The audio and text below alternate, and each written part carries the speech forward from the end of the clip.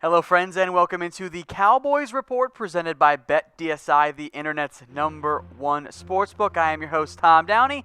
Let's dive into the latest Cowboys rumors. First up, could Jason Garrett call the plays on offense? I'll only give this one the 1 star, and that 1 star might really only be me holding out truth here. Now, the report from NFL.com was that not only did Garrett consider firing Linehan before the year, that they also considered firing Linehan during the bye week, and instead they decided to, fire Paul Alexander, trade for Mark Cooper, and also give Linehan more power before the season started in terms of the coaching staff and Des Bryant and all that stuff, which is kind of weird and doesn't really make a whole lot of sense from a logical perspective.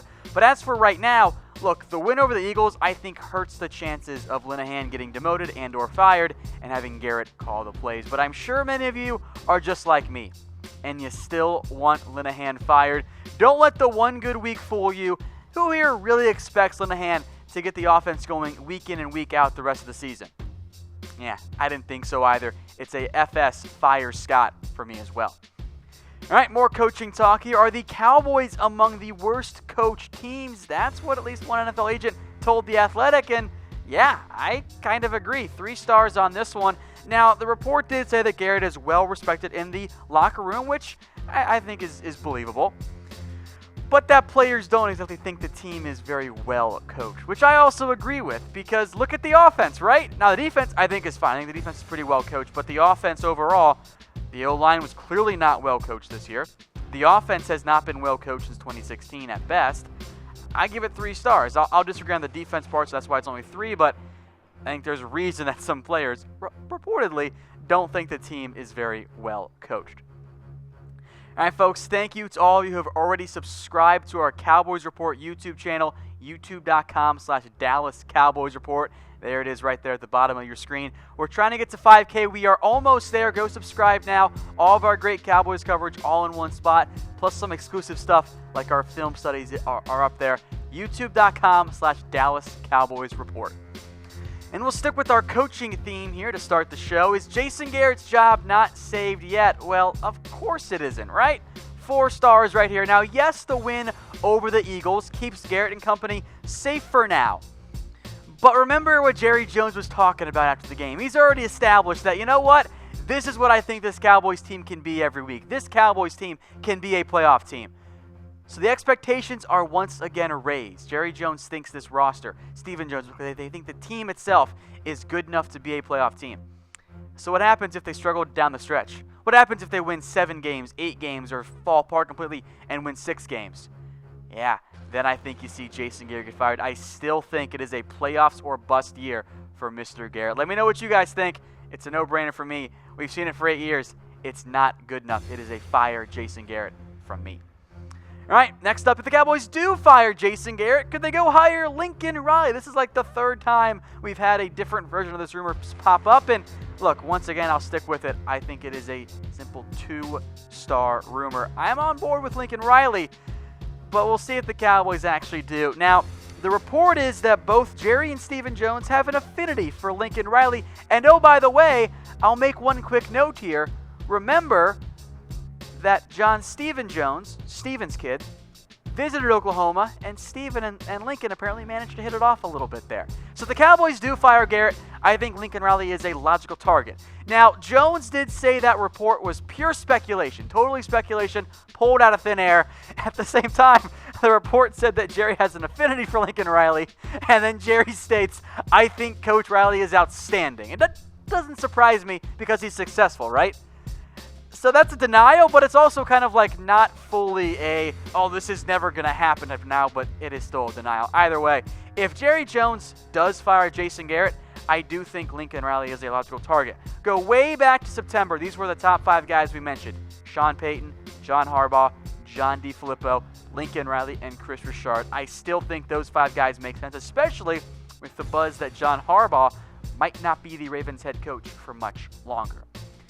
All right, on to some player talk here. I know many of you are already talking about this one here. Could Xavier Su'a-Filo continue to start over Connor Williams? And Su'a-Filo was a very present surprise in his first action 2019. I'll give it 2 stars. It's in the rumor category for now, but it is definitely a discussion worth having. And I was impressed by how well Su'a-Filo played, given that on Wednesday, Adam Redmond got the first team reps at left guard, and then by Friday, Su'a-Filo had emerged and taken over that job away from Adam Redmond. And Su'a-Filo, a former second-round pick who, frankly, has been a bust in the NFL, was not that great with Houston, didn't even make the Titans roster, and now looks all of a sudden pretty darn good for the Cowboys. He definitely has more power than Connor Williams, and in the end, I think this could end up being a Ron Leary type situation. Now, Williams is going to try to play this week. I'm not even worried about it. I say start Su'a-Filo for at least one more week, and if he plays well again, at that point, I know that Connor Williams is your ideal long-term option there, but I think you give him with the old La'el Collins treatment. You say, sorry, La'el, you got hurt. Sorry, Connor, you got hurt. We're going to go with this other guy that we signed earlier this year in Leary, or in this case, Su'a-Filo, because if it works, you're not in a position where you can justify changing it quite yet. All right, some more notes here. Injury update, Daniel Ross. Did he get hurt? Well, yeah, he did, although it was kind of an unusual situation. He didn't play against the Eagles, and then mid-game, the report was that, Daniel Ross is a calf injury. Well, turns out he suffered it before the Eagles game even started there, and he was still active. So he's listed as day-to-day with the injury, and it is another injury for a banged-up Cowboys front. DeMarcus Lawrence is not 100%, but he's going to keep playing through it. David Irving, I don't expect he'll play this week.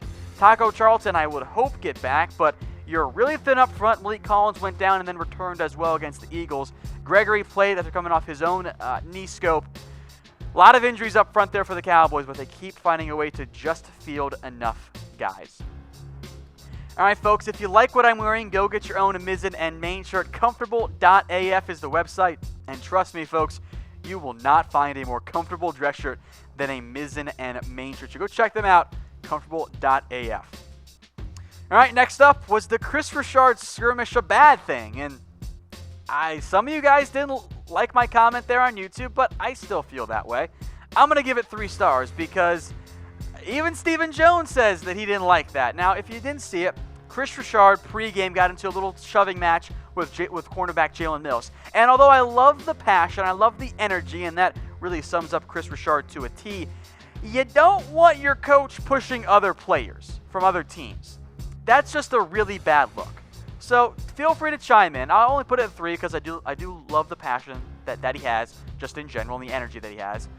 But you don't want your coach getting involved in a shoving match. And I know that it's different. I know a lot of you guys love the energy, but you can't let that happen. I agree with Stephen Jones here. Kris, it's just a really bad look overall. All right, next up, are the Cowboys going to win the NFC East? Well, maybe not. I'll give this one just the 1 star here. I don't think it's actually all that likely or all that realistic of an outcome here. For one big reason. For starters, you know what? Is this really the route they're going to go? Because Aikman says he would bet on the Cowboys to win. This, by the way, a week after he says, by the way, the Cowboys need a total regime change, and now they're going to win the NFC East, even though I get it. It's easy to get caught up after what happened. The Eagles are clearly not as good, folks. But at the same time, the Redskins are 6-3. I know that they're banged up right now, but it's really a 2.5 game lead for the Redskins because they already won the head-to-head matchup, and they have a better divisional mark overall. So will the Cowboys win the NFC East? Type Y for yes, type N for no. I lean more towards no. I don't think this Cowboys team is going to win enough games. I think the Redskins or even the Eagles might be a better pick right now. So in terms of the betting odds out there right now via our friends over at BetDSI, they tend to agree with me. They've got the Redskins as the odds-on favorite right now, minus 122. The Eagles plus 200, and the Cowboys there plus 320. If you want to waste your money, go bet on the Giants. An unbelievable number there. But again, look, if you think the Cowboys are going to do this, and I think now is the time to buy in if you're going to, because if they lose next week, you're not going to want to bet. If they win next week, the odds will go up. So plus 320. So if you put down $10, or as Aikman said, if you just want to put down $1, put down $10, you win $32. You can bet on these odds right now at chatsports.com/bet. Promo code Cowboys120 gets you a 120% deposit bonus. Put down $100. They're going to give you $120 for free for a grand total of $220 to bet with on BetDSI. That's chatsports.com/bet, but you got to use that promo code Cowboys120. All right, one last rumor for you guys, and I'm sure many of you saw this on social media. Are there ref issues in the Cowboys games, I should say? I'll give it 3 stars. There is a distinct lack of holding on pass plays in games the Cowboys are playing against. Now, it is true, the main tweet that I think many of you guys saw it there, that the Cowboys opponents haven't had a holding on a pass play since week 1. Well, that's true. There was one against the Giants that was declined. And by the way, the Eagles were not called for a single penalty. I don't want to believe that it's malicious from the NFL or there's some grand scheme to prevent the Cowboys from getting proper calls against the officials.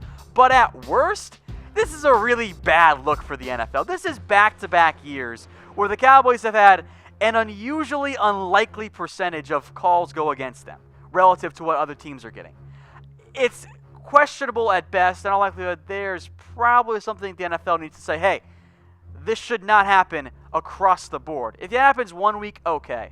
But it's almost every week where you have the Redskins, alerting the refs and no one tells LP about his little movement that really shouldn't have been flagged. You had the blatant holding on Damian Wilson that NBC zoomed in on and showed and never mentioned. So there's definitely something going on here, but I just don't want to really believe it's malicious and a grand scheme against the Cowboys by the NFL. And we're going to do something a little bit different today. Let's take a look back at the 2015 Cowboys draft class and regrade it. See how things check in the middle of year 4 for these Cowboys players. So their first round pick was Byron Jones, and it's funny, right? How quickly a position change and a new coach can change the perspective of a player. Now, as I'm sure many of you know, I have been pounding the table and yelling to anyone that would listen to me to go play Byron Jones at cornerback. But guess what? Byron Jones has been even better than I thought he was going to be at corner. He has had a breakout year, and in a pretty bad 2015 draft class in round 1, 11 of the 32 first-round picks are on new teams, including, by the way, Amari Cooper. The Byron Jones pick has been one of the best ones in round 1. It's an A for me. The Cowboys finally put him down at cornerback, and he's emerged as, frankly, one of the best players at the position this season. And although Byron Jones gets an A, not that many picks do for the Cowboys. Next up was the round 2 pick, Randy Gregory, one of the guys that Cowboys fans, and frankly myself included, were touting as they got 3 first-round picks because Gregory was talented but fell in the draft because of off-the-field concerns, and those off-the-field concerns got him suspended a bunch with the Cowboys. Now look, the upside is still there, and maybe the breakout comes later on this year for the Dallas Cowboys. But I think a C- is generous at best for Randy Gregory because the dude has 3 career sacks. Like, you put a second-round pick with 3 career sacks, in most cases, that's like a D or an F. Gregory gets a little bit of a bump here because at least he's back for the Cowboys. But overall, it's not been the best pick for Dallas because Gregory hasn't been able to stay on the field. So, folks, grade the draft pick of Randy Gregory. A, B, C, D, or F. Let me know what you guys think in the comments section.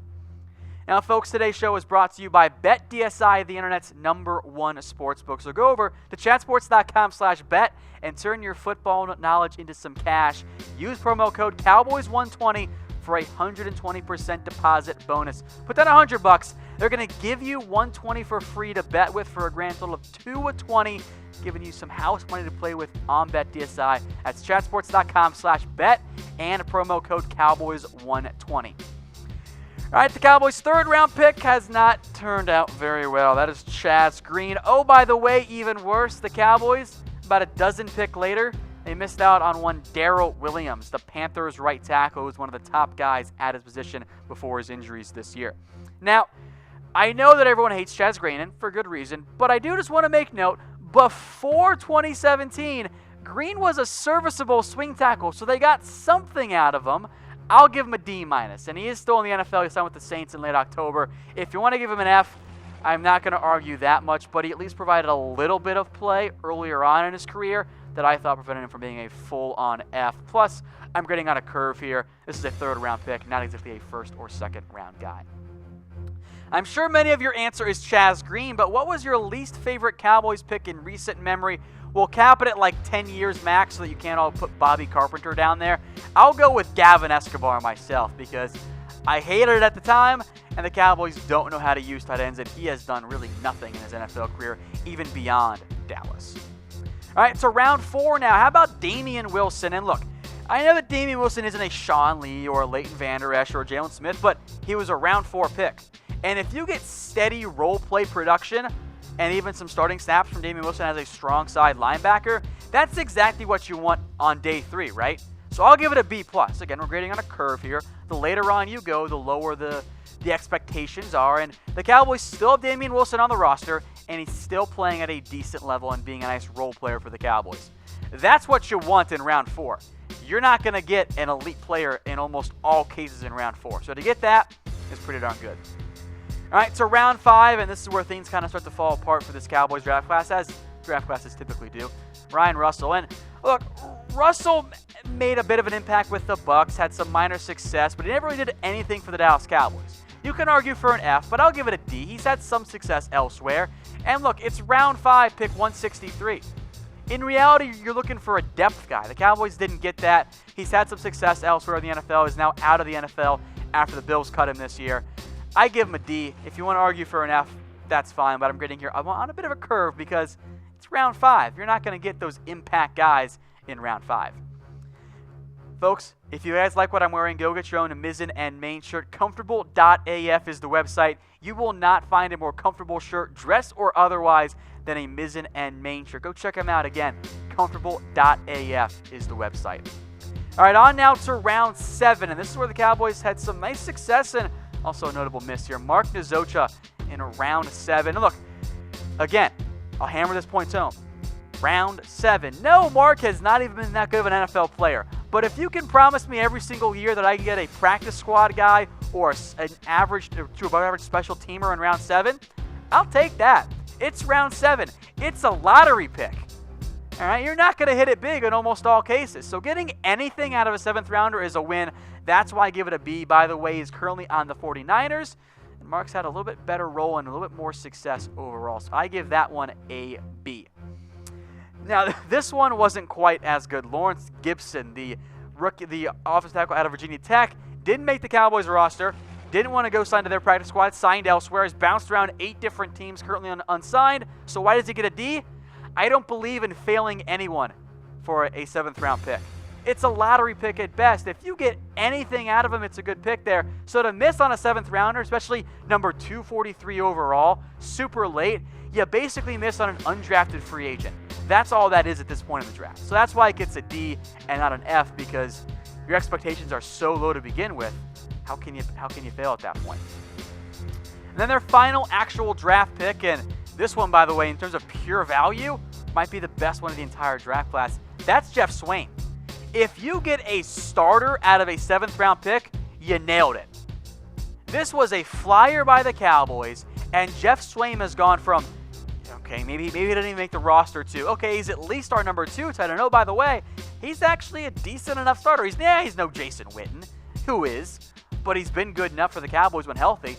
So that's an A+ pick for me. Now, maybe you guys don't want Jeff Swain starting. Let me know in the comment section. Type Y for yes, type N for no. Let me know if some of you guys out there decide, oh, hey, we want a Rico Gathers or a Dalton Schultz starting instead. I was pretty impressed overall by how well Jeff Swain has played. Again, he's not Jason Witten, but you can do a hell of a lot worse at tight end than Swain. At the very least, he's a solid number 2 tight end. Now, folks, thank you to all of you who have already subscribed to our Cowboys Report YouTube channel, youtube.com/Dallas Cowboys Report. We are almost at that 5K mark. Keep them coming. Tell your friends as well. And we'll have special exclusive content up there, like our film studies at youtube.com/Dallas Cowboys Report. Now, I do want to include the undrafted free agents here as some guys to discuss when we discuss this Cowboys 2015 NFL draft class. La'el Collins was the big one, right? That's an A, even though, frankly, he hasn't really lived up to expectations, but they won that sweepstakes. That's an A there. They got some good production for a couple years out of Lucky Whitehead. That's an A for me. You can even argue Jamel Showers should be an A because he's actually made the practice squad for a while, but I give it a B because I actually don't think he's all that good, but the Cowboys seem like him and they keep him around for a while, even though I think this is the end of the road for Jamel Showers. So to recap their overall grade from 2015, 4 out of their 8 draft picks remain on the roster, and the ones that aren't are mostly late-round guys. They found some success with undrafted guys, namely La'el Collins. Although Gregory is still a question mark, and Chaz Green, quite frankly, was a big miss, I give the Cowboys draft class a B. And the big reason why it probably got bumped up a full letter grade from even just the beginning of this year to now is Byron Jones.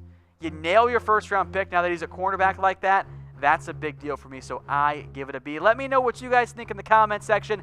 A, B, C, D, or F. Let me know what grade you give the Cowboys 2015 NFL Draft Class. And while you're in the comment section, hit me up with any questions you have for our next mailbag, or hit me up on Twitter at WhatGoingDowney. Send me your questions. We'll do that later on in the week, and we'll see you guys tomorrow for our next Cowboys Report.